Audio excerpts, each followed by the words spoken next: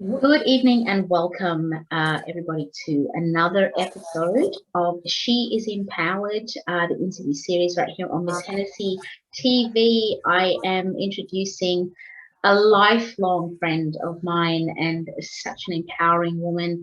We've been friends, I think, since God was a boy. And the relationship just gets stronger and stronger as we go on. Also, known as probably 20, maybe into the 20-year bracket is where we're going here. Yes. Welcome to my beautiful friend, Rani Bovopoulos, all the way from lockdown Melbourne. How are we, my love? Thank you. Thank you so much for having me. I'm good. Thank you very much. Oh, listen, we have to have a laugh because we were obviously speaking before we hit record. Thank goodness we weren't recording, because our conversations can be real and raw and frank. But just obviously speaking of what's currently happening at the moment with, Melbourne going into another lockdown and just how we're coping with all of these little mini breakdowns that each state happen, right? It's not just Melbourne, but Melbourne seems to get the longest stint for some reason. But we've all had to deal with some stuff. You've been incredibly resilient throughout it all, my dear, and you've handled it with grace online. I haven't seen you in person to see how you handle it. How are you handling this one? Online, I like that one, yeah. It has been, I tell you, like your book, just sitting and writing it was at the beginning of all of this happening last year. So it was like a feeling of wanting to, every emotion, just to put it down. And that was just so important. So it was like at the best time. Yeah. And isn't it funny how that worked out? Because I mean, I think it was right in the middle of, I think, everything hit. And I've said this before with a couple of the other ladies, just about how COVID sort of affected us creatively, right? Because we're all creatives in our own way. And just having that time to sit and think about your life and the journey and what's the next chapter.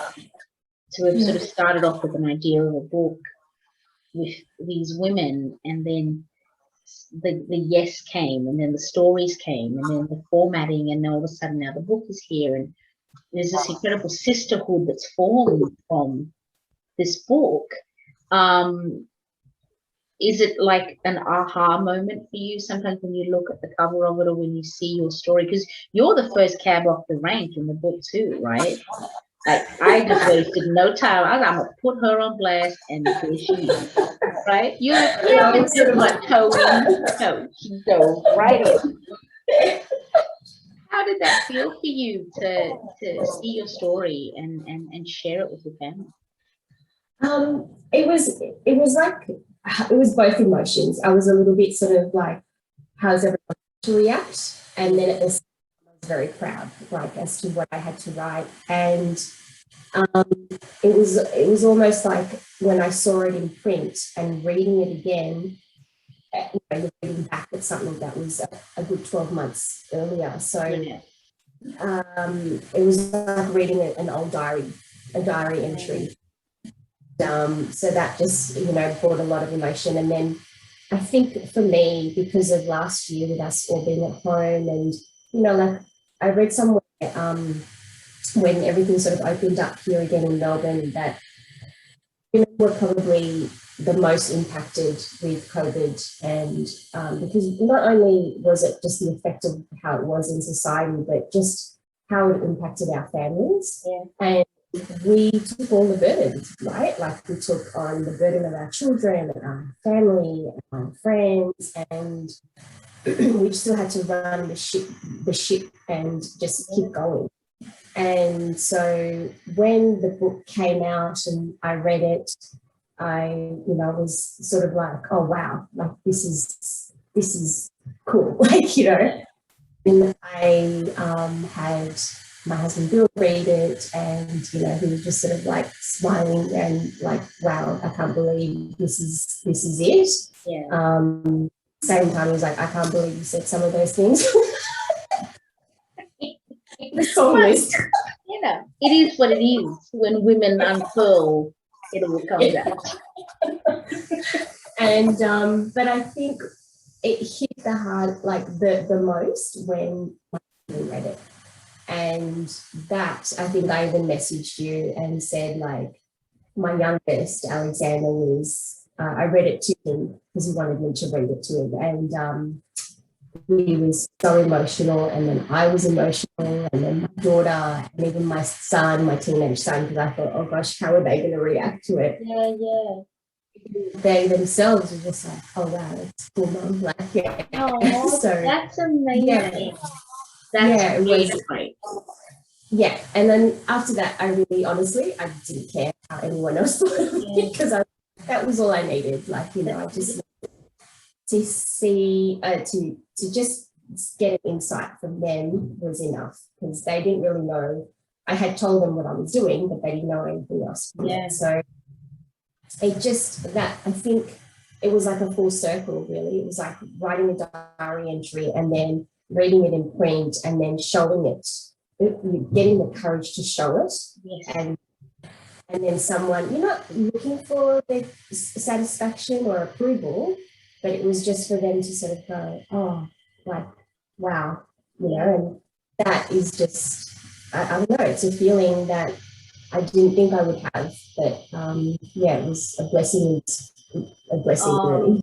That's amazing. That's great to hear because I know it because, you know, and I've said this before. I think I even said it at the book launch, which I know you would have loved to have been here, obviously distance-wise, logistics, COVID, all of that stuff. But we were able to do a nice little video kind of montage of yourself and obviously Zadie and Sarah in Melbourne and all the other ladies all over the world. It's just a really nice touch to have you guys included. But I know I did say this to people, you know, the guests that were there, that to write is such a vulnerable task. You know,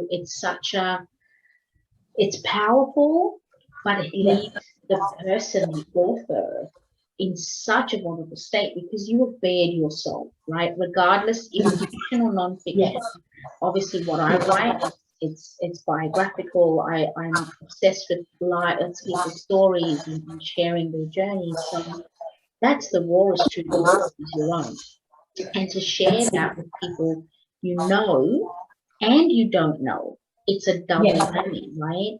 So for all of you to have said unanimously yes to my request was just such a cry call for empowerment and female strength and saying, yeah, we have voices, yes, we have stories, and we're going to share it. And I just think that in itself is the embodiment of empowerment. So kudos to you for doing that and for involving your children in that end process, so that end the receipt of that book, and to have them reward you with that is a full circle moment indeed. Yeah, that's right. And I think also, just going back to what you were saying, like for us to be able to do that, that tells us a lot about you because we entrusted you to do it. Yeah. You know, you sort of, someone else maybe go, oh yeah, okay. Like, yeah. For you to get that reaction, like, yep, here we go. Like, you know, it just shows the person that you are, and we're so grateful for that. So, and you didn't abuse any of it. You just used it how it is. This is the input. This is it. Like, you know, and when you read it, that's how you feel. And when I read them, I've cried, I've laughed, I've just like, you know, like smiled through the whole thing. So I've cried a lot. And that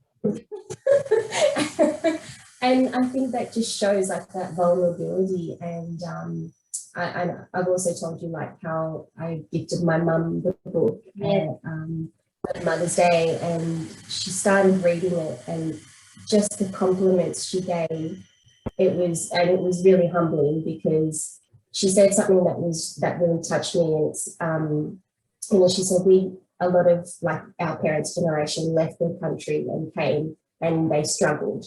But she goes to stories of these women, and to see our generation do that in small ways. She goes, I didn't think that was what you guys were going through. And we're not looking for anyone to pat our on our back. We just did it. Right? Yeah. And I think that was amazing. Like she loves the book. Like there's not stop about it.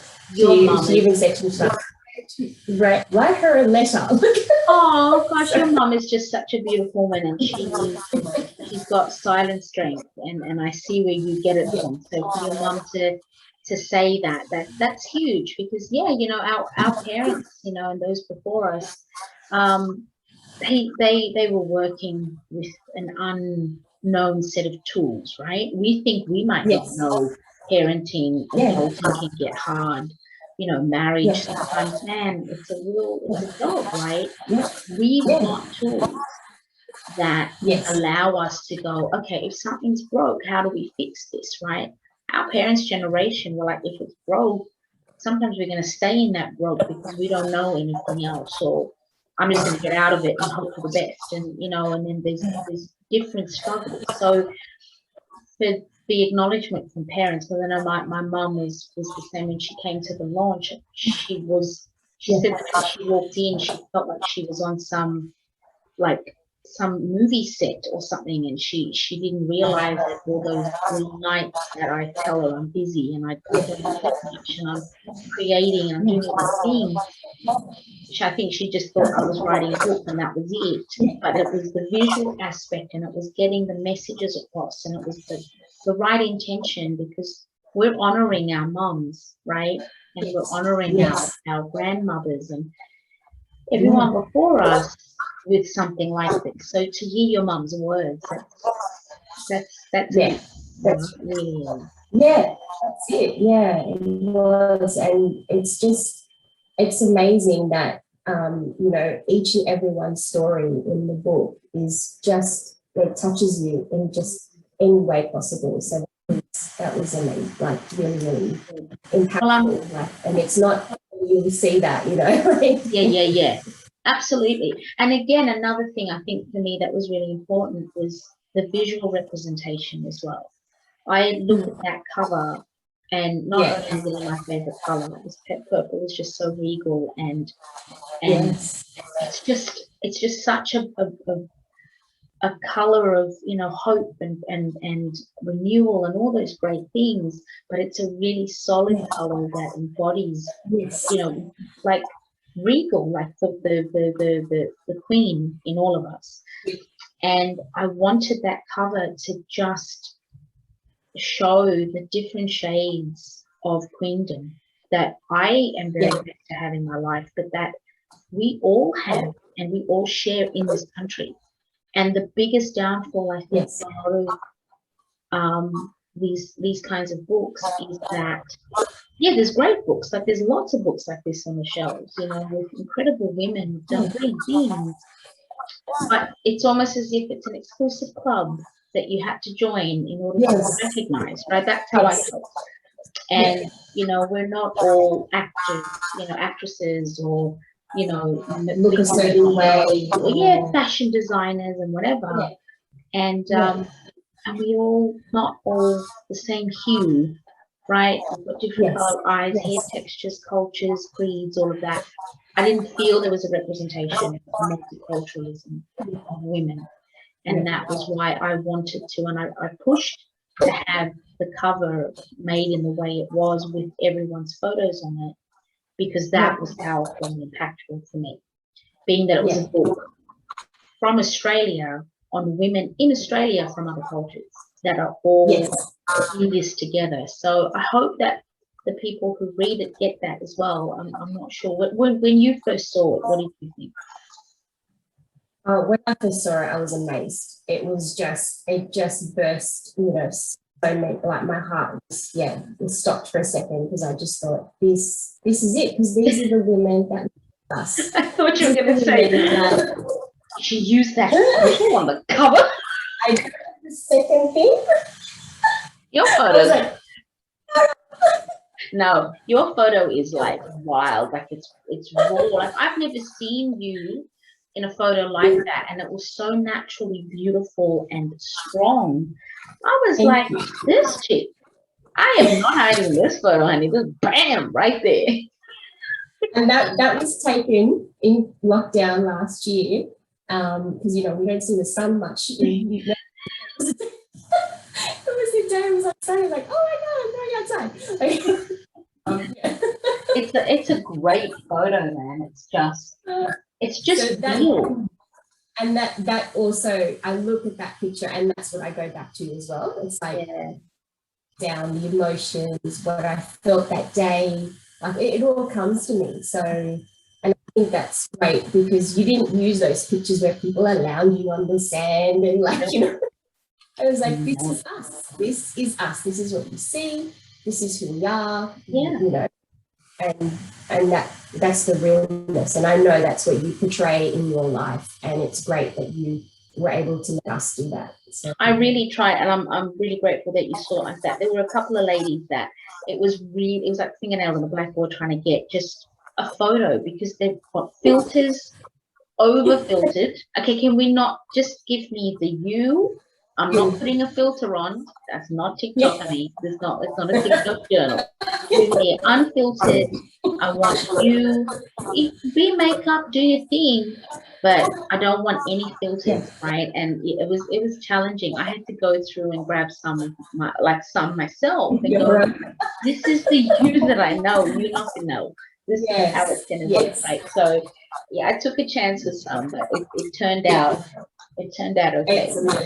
It's amazing. And you see that because I know I do, like when I read something, like especially any biography, I go back to the picture while I'm reading it. So I'll read something about whoever I'm reading, and then I'll look at the cover and I'll go, oh, okay. And then I just go into this imaginative world of mine because I'm hearing them saying it because I can see that. Yeah. It's fabulous. Yeah. Oh, awesome. That's great.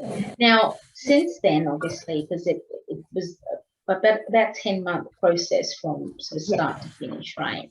In between all of that, obviously, we were dealing with the lockdowns and the homeschooling and everything.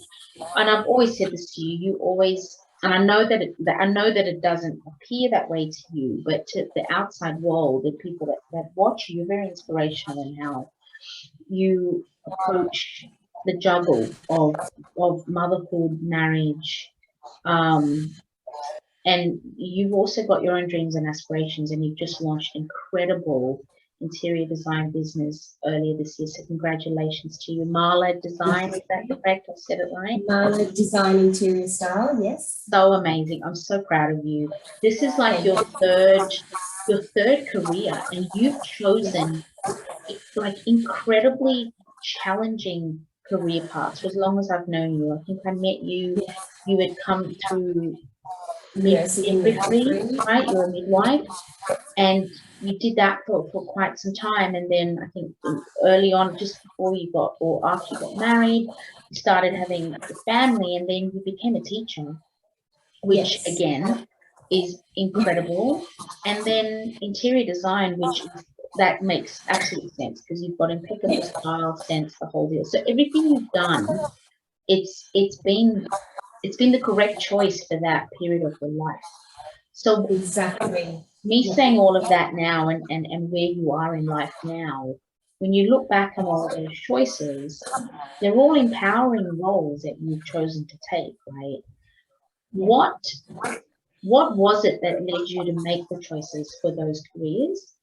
And where you are now, how would you say you've evolved as a woman now to choose what you've just chosen to do? So when I first started with the nursing and midwifery, so that day it was like you had to do your nursing degree and then midwifery. So that path, obviously I wanted to do, and then travel. So I wanted to work and travel. I really wanted to go into countries where they needed primary healthcare nursing and working villages and all of that. So that was the perception there. And then I met Bill. So that part paused. Had nothing to do with it. Yes. But I continued on, and that was great. And then I was able to have my first two children while I was still doing midwifery, which is fabulous because, you know, midwifery, having babies, like being empowered, you know, it was just amazing. It was the positive side of nursing. Yeah. You had the bad side, the really sad sides, and I did see all of them go through that. But again, there was all this empowerment, you know, it was just like women, it's like, I don't know, we can go like this and then we can just rise back up again. Yeah. Everyone has a different time period, but that, I loved being around that with women, and it was sort of like, we have this line I used to say all the time when they were really struggling in labour, like, this is a happy pain, you know, like what you're going through, because it's going to end soon and you're going to have this life in your hands. So it was amazing. Like, I love midwifery. I'd still go back if I could. It didn't work as a family, working shift work, you know, that pause there. After I had my daughter, so we had to do that. And then, which was fine. I took a pause and then did some other things and helped my husband with his work. And and then once we had Alex, our third, I had time while at home, and I thought, okay, well, what's my next journey now? Yeah. That was us as a family. So that's when I went into teaching, because I thought that would, you know, really help us just being there with the children. So and I wanted to eventually marry the two together, and maybe thought of teaching students who were nursing midwifery degrees. But that was a lot more of a process, and I thought eventually I'd do that. That has worked really well, and I did that for 6 years with the teaching, and it just became a little bit like I felt I was pushing myself a lot more than I really needed to get my foot in the door all the time, and it was a really big struggle with juggling and everyone. And 2019, I sort of had to stop for a moment, and I thought, I'll use this year just to do what I feel like doing, because the kids were at an age where I didn't need to sit with them to do everything for school, and I didn't need, you know, I had a bit more of my time. So that's when I went to the interior design, and it was just something I loved doing. And, you know, everyone who knows me well, I love to cook, but I wasn't going to become an apprentice chef. So Well, yes, I think you've chosen well, because not only can she cook, but she also knows how to present stuff, as you can see in the background, as opposed to subject A. I think you've chosen well. So it was, and I just wanted to do something that just gave me that passion and that instant satisfaction, or just, it was just time, and the timing was right. I would have possibly still be going on if the children needed me a bit more, but it was just now that I could focus on me, and I had to be a little bit selfish to do that. But obviously, last year being the year it was it kind of worked out, because I lost my job while I was doing casual teaching, so I didn't have work. So this kept me funded, and studying for the course for the year allowed me to do that. So how are you enjoying it? Is this where you feel most comfortable now, obviously the kids are really, really growing up? I mean, you've got two in high school. Your baby's in he's nearly his last years at primary, right? So this is like a real kind of fabulous career, right? It can be deemed as quite glamorous, but it's hard work. I mean, you're designing the palette of other people's homes. Oh, that's exactly right. Yeah. And I come from a space where it's like, well, this is your home, so I'm going to work with you to find what you want to do. And I've been able to do that the clients that I have worked with so far, and I think I don't want to get in there and do this is what I think, it's because you have to live with it. So I want you to, some choices might not be completely mine, but that's okay. That's what I'm here for. I'm here to help you do that. So that's what I really enjoyed, giving that enjoyment to them, because I could walk away and say, you're welcome, and thank you for giving me that time, because that's what I want to do. Yeah. Oh, that's so amazing. I love hearing women, you know, and these stories of when they finally arrived at the destination that gives them that peace, and that confirmation that, yeah, I'm where I need to be right now. Yes. And it's a great thing. I've been able to see it with a lot of the women that I featured in this book, and just women that I've sort of, you know, come into contact with a lot lately. It's and I think maybe there's that counterpoint in myself with them, as in too, like where I'm at with the stuff that I'm doing. Yes. There's a point of arrival, and when you own what you're doing, and you know that what you're doing is the right thing, as difficult as it can be, you know that this is what you want to do. There's a real peace in that, right? It's hard because, like you said in the beginning, we've known each other for 20 odd years, and where I see you now, I see that joy in you, because it's we found that spot. Yeah. So, and it's amazing. Like, I know you've gone through that journey and DJing, and you know, there's days when we used to go to the station together. That's a different channel. I know what you're saying. Yeah.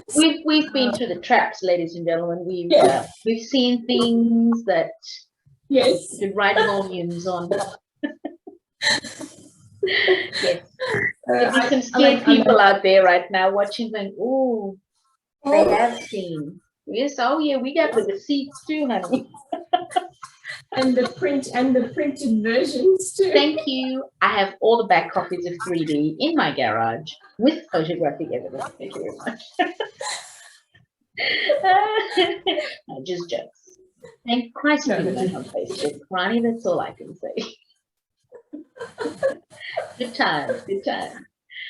But no, it's true. I take that compliment, because yeah, it literally. Listen, I mean, I think when you've known someone for as long as we've known each other, right? And we've seen each other before we were married, you know, and children, and how different the woman's journey is, right? And how it starts, and then when you become a mum and a wife. For some people, that's it, that's okay. But there's always something else that I think lies unquestioned in a lot of women, and whether you choose to answer or not, that's a personal choice of yours. I think for a lot of us, we've answered it because we want to be more for ourselves too, and also for our families, you know. So it's so great that you've done what you've done, and I know you've got a beautiful daughter there with your two handsome boys, and I'm sure she looks at you every day, going, wow, this is my role model now. Well, among other things, but that's a different channel. Positive here. But no, you've done really well. I mean, the kids are just amazing. So again, that empowerment there of the mothering. How do you feel how would you rate yourself as a mum?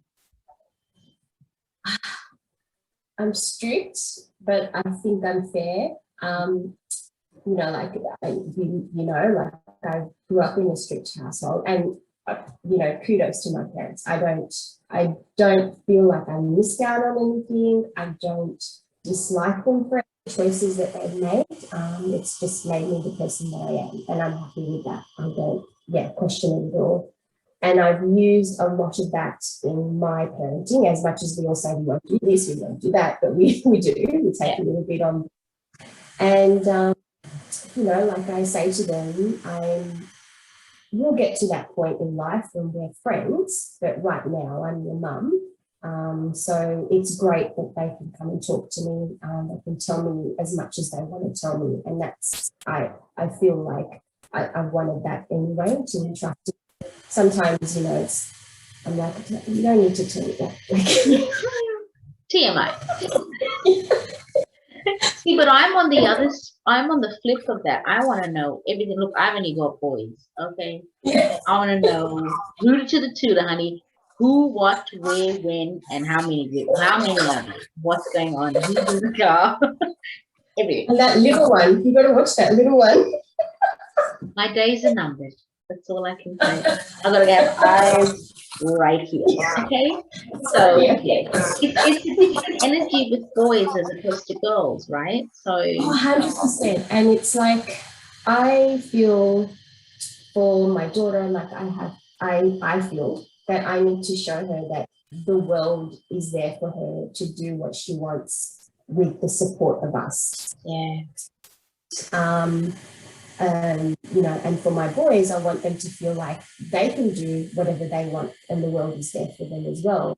But they don't have to take all that burden, you know, like, so they see mum working and all the women, like you featured in the book, you know, we're all out there doing our thing.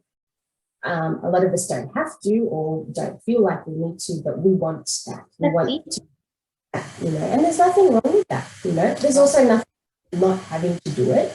I don't ever downplay anyone who chooses not to, and good for them, like, you know. Yeah. But I just want to teach them to be good humans in society. Absolutely. And that's where I think, you know, it's like I put my strict face on, and I have my boundaries, but we work, you know, it's like we can meet in the middle. It's a different, I mean, it's growing up these days is different, and so different. It is so different. And you look at the kids. I mean, I look at the school journeys, right? Like they're different to how we came up. And then, you know, my eldest is you know, he's going to high school next year. And I remember my high school years, and you couldn't sell them back to me in a million years, right? I did it. I don't ever want to go back to it. I survived, in my opinion. But again, there was no social media. There was none of this needing to impress. I mean, the need to impress is always there for young people, right? That validation, that whole thing. But to have it online is another kind of evil, you know. And that's the stuff that I am overtly you know, monitoring and involved in, because you just have to, you know, they're only borrowed to us for a certain amount of time until they fly the coop, and then they're off and they're doing their own thing. And I don't know how I will cope when that day comes, but I've always said to my boys, you know, before you talk to anyone else, please come and talk to me. You know, please just have that channel of communication open. And you know, it's just I will always operate from that point of love, and treating them like human beings is another thing that I've been really actively saying and encouraging too. Like, yes, the children, and you know, some people were very, you know, harsh on that point, but then even when I find that I get a little bit too much sometimes, I will be, if my son has asked me, but why, mum? It doesn't mean he's being indignant. He deserves to to know why, because we ask for why this is the way it is. So so it's all of those things you're learning as your parent. It's a crazy symbiotic experience, and it's just you hope to do the best. Yeah, exactly. And it is exhausting at times. And I think I've now pushed through, and this is where my career journey has gone, because when they're younger, you think it's a lot, envious, but it's an exhaustion, right? They're little, they're thinking. So then they come into a different age group and they're becoming a bit more independent. But the exhaustion level on keeping on top of what you're saying, like the digital world, high, you know, and it's okay for us to protect them. And I won't ever not do that. So but that is exhausting. It's kind of like, it's the constant monitoring, and then you're also monitoring yourself too, and how you are around others in public with your kids, because yes, what might work for you doesn't work for others, and it's little emotional sort of minefields everywhere. So I've just said, you know, as long as my kids are around me and I know I know where they are, and I know that yes, while we've got them at home, I will make it the most enjoyable experience that I can, because that might always keep them coming back when it's time to leave. Yeah. Yeah. Yeah, because it's a safe environment. You want them to feel this is safe, this is home, this is where we are, you know. And I think last year because we were home for 7 months with lockdown here, so we learned a lot about each other. You know, we learned a lot about the kids. We went through lots of downs and we went through lots of ups as well. So it was really interesting, and we came to Melbourne. All our families are in Sydney, so that was another hurdle we went through 4 years ago, and that brought us close as well. So then to go through last year, but at a different age for them, because there's 2 teenagers in the house now, and then a little one, 9, 10 years old now. So it was it's exhausting. Listen, honey, I feel you, but I take my hat off to you because you look good and you always seem pleased. But I know when that camera's not rolling, honey, it's like me. Yes.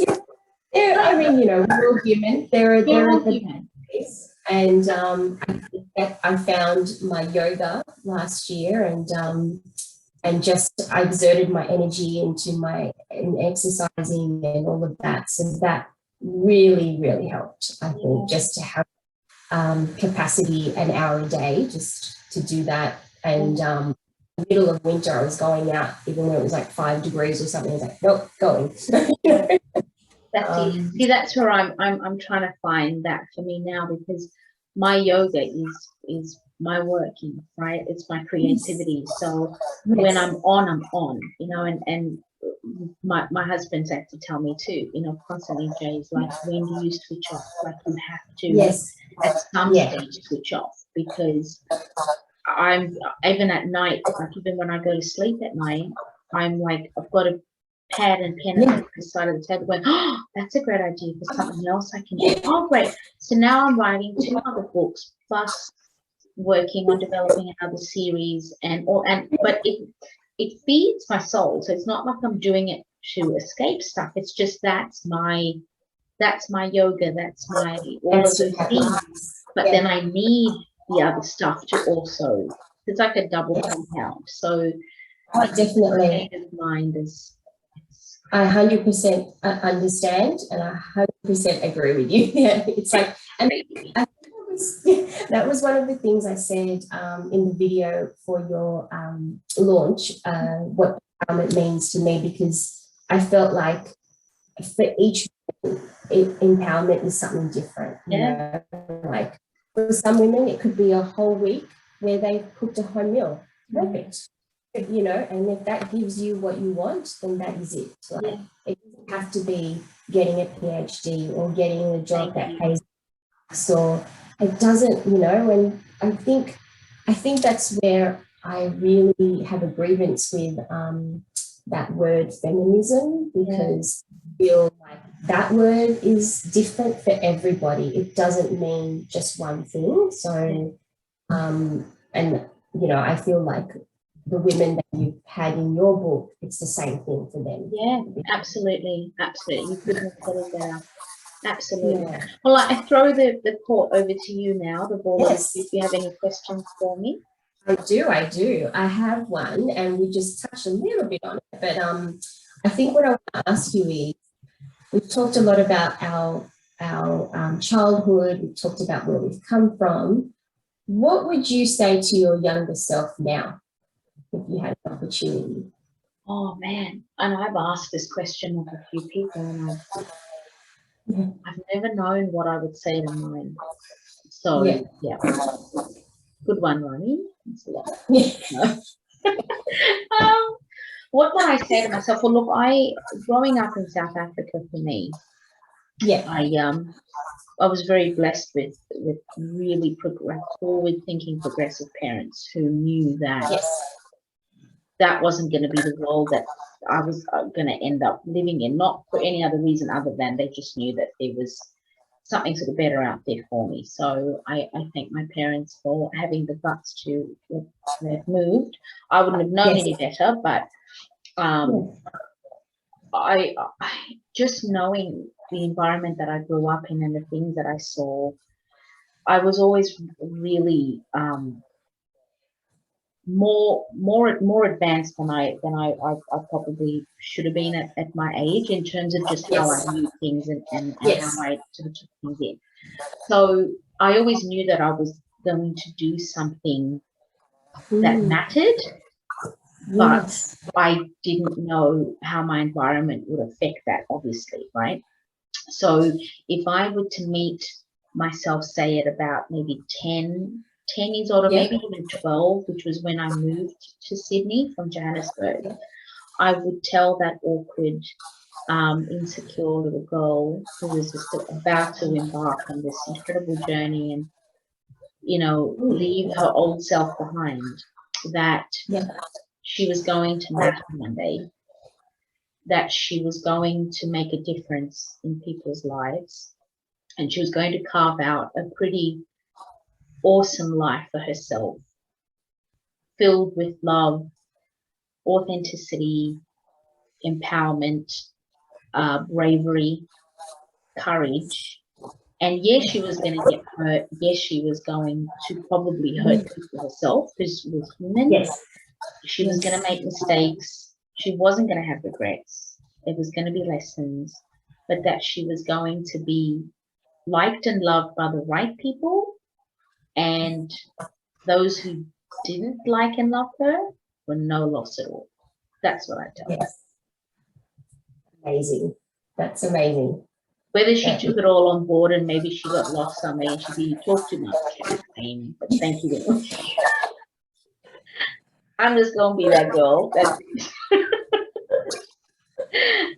But yeah, I think that's what I would tell my young self, because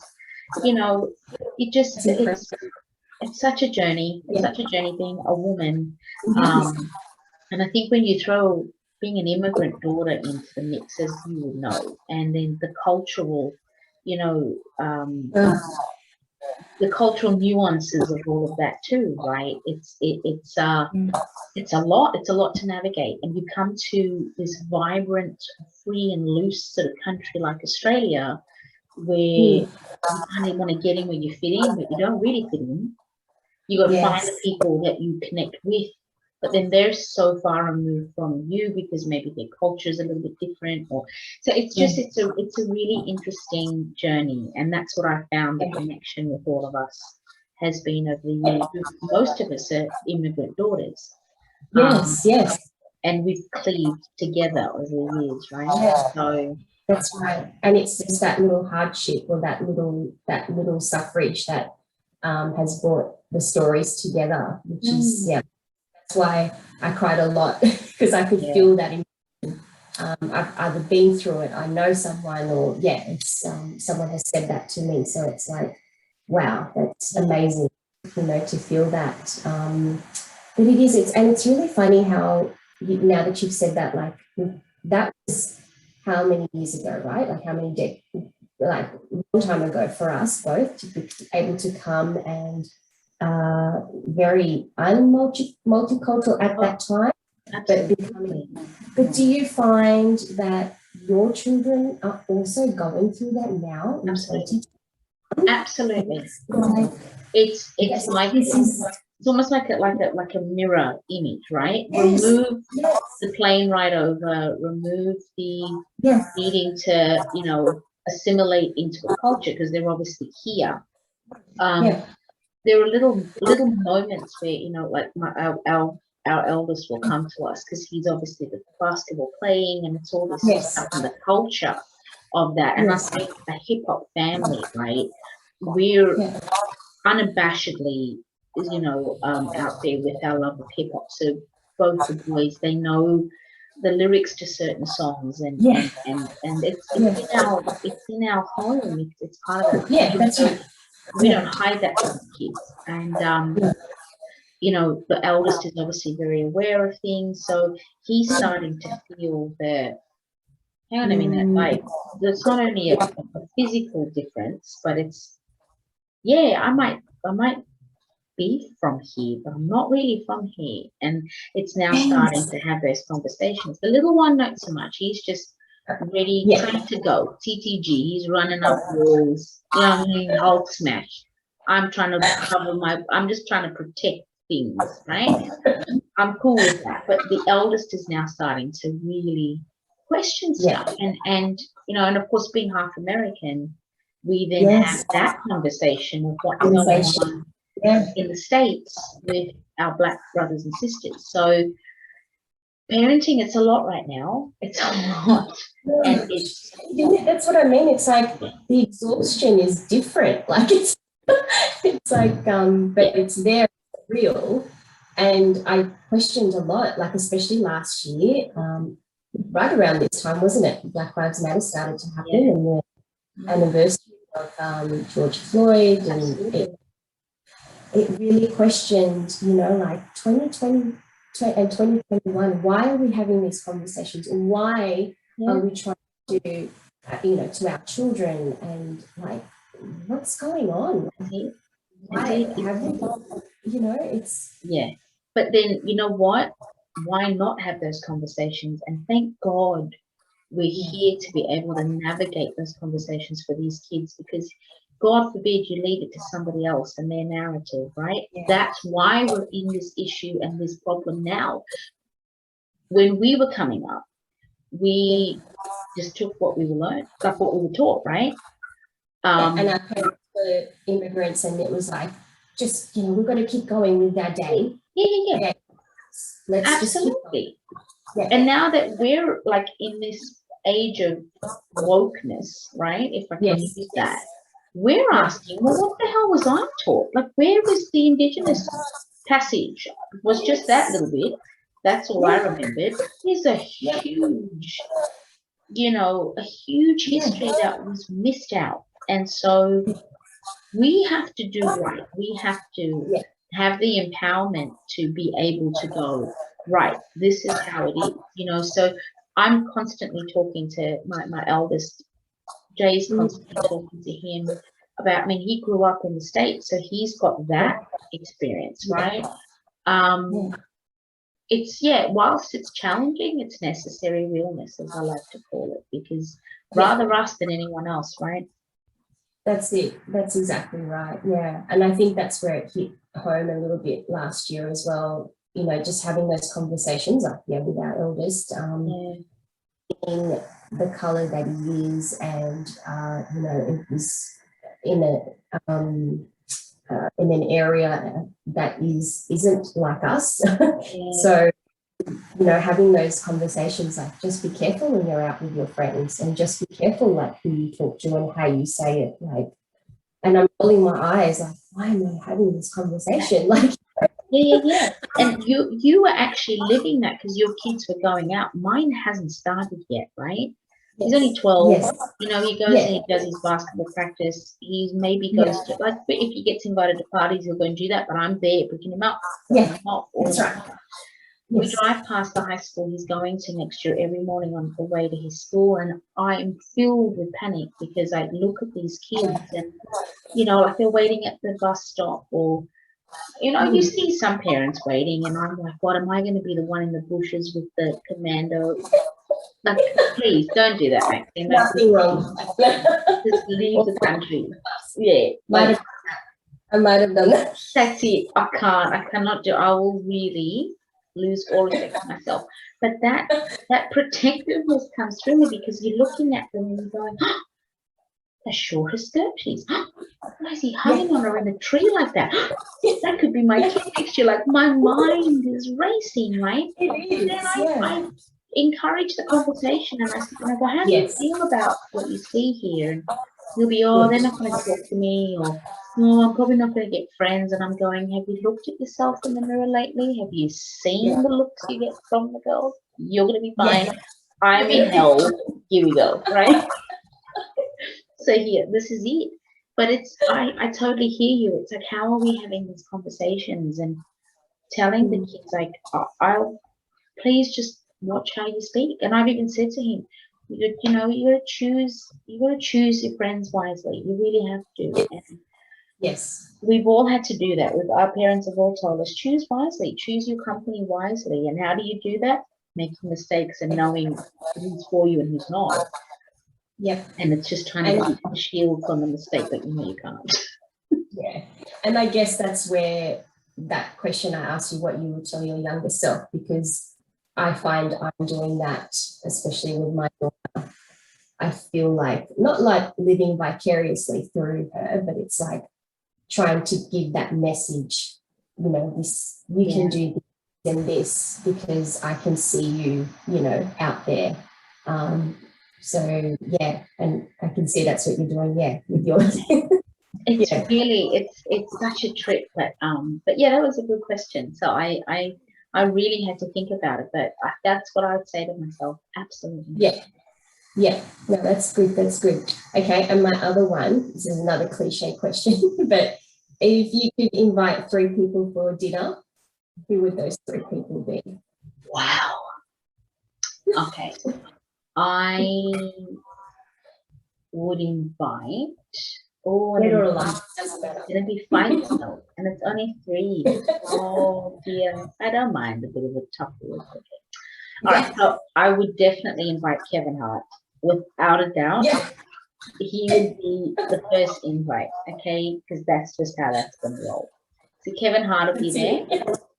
Michelle Obama, yes, without a doubt, and the third person, Channing Tatum. Just for good measure, because that's a nice blend.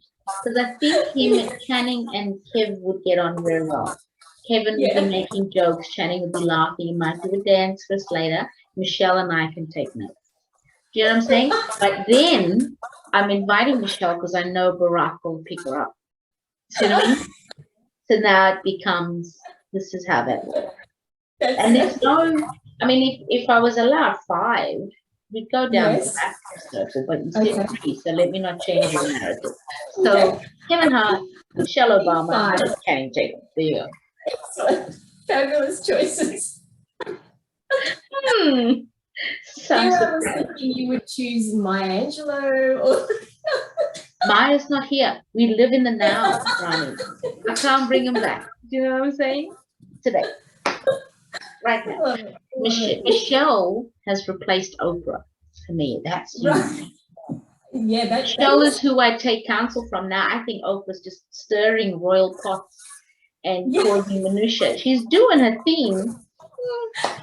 I'm gonna let Oprah just chill for a bit. Michelle Obama all the way, because I know Barack's gonna pick her ass up. So they need to come in for tea. Some sort of rooibos South African tea, and there we go. Who would you have? Flip the script. Oh gosh, I go back and forth all the time because I always would think, I would love some amazing chef, and then they'd be like, let me cook something for you. So then you overthink it, and then that's it. The dinner's over.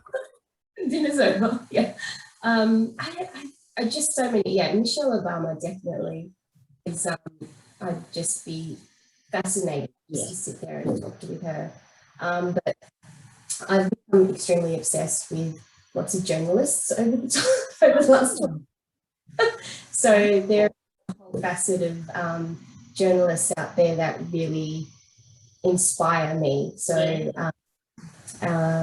you're going down the serious tip here, like the real, that real dinner party.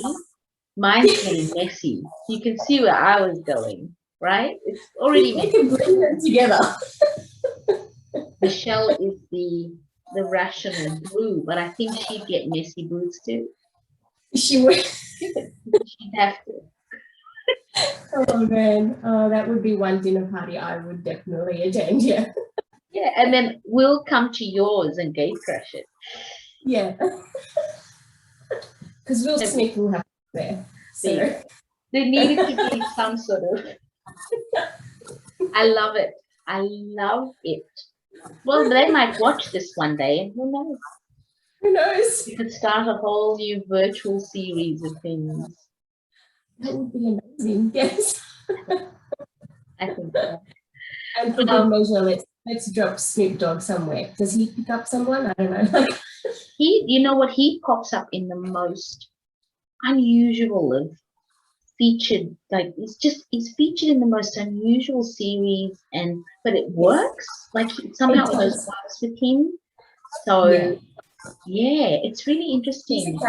He's a character because when you see him with Martha. Yeah. How did that work? But it works. Like it works, yeah. It's strange, but it works. Anyway, there'll be none of that here because she's empowered. We're not worried about Snoop. That's right. But in closing, it's been really, really great to have you a part of the book. So thank you so much for your contribution and sharing the story and being so open and vulnerable with it. It's just added depth to an idea that, just sort of started to me 10 months ago, and here we are now. So I thank you so much for trusting me with your story and packaging it in the way that you did, so that we could just use your narrative. That was just the best thing ever for me to be able to do. And just for being available to all of my requests. And I joked the other week when I spoke to Bailey, and I said, when I demand things, and she laughed, and I said, because it's just a slight cajole, and I say it with a laugh, but I mean it. So no. Yeah, that's right. Thank you for your time, because I know you're busy and your kids and things. It's 100% my pleasure. I absolutely, I adore you and everything that you've done. So this it's like your third little baby, really. You've done before. Don't get me wrong, but I think there's something behind this, and it really speaks to the heart. So it's next to my bed all the time. So. That's so great. I love seeing it in people's homes and stuff like that. It's real. Yeah, it's great. And the bookmark. I love the bookmark. I love the little photo which I put up there actually. Thank you. Yeah. Why isn't it on that little stand there? I can see a spot right now. Just move the children out of the way and just stick that one. Yeah. I'll make it the size of your one there. No, I love it. I love it. And listen, I wish you all the best with Marla. Thank you. I'm so excited for you. I'm so proud of you and everything that you've achieved to date and will achieve with this brilliant business of yours. Likewise. Very empowered. I'm very, very proud of you too, and I can't wait to eventually see you very soon. It's been way too long. These these boxes are working on my nerves, but at least we get to talk and we get to share via Zoom. But yeah, hopefully, it won't be too long before we can see each other. But until then, thank you and stay safe. And I hope the next, if this lockdown will just be a brief one and everyone will be back to the new normal. Yeah. Thank you so much. Rani. Good night, my love. Love you lots, darling. Thank you. You too.